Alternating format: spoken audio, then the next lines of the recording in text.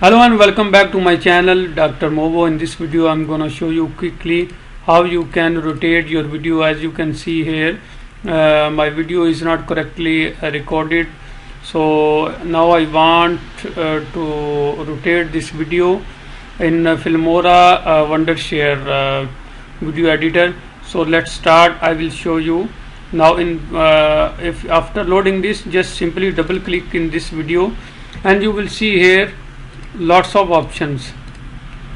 Now in first option in transform, just click here and now you will see here flip options. As you can see, you can flip ups and down, but you cannot move it from up to right and left.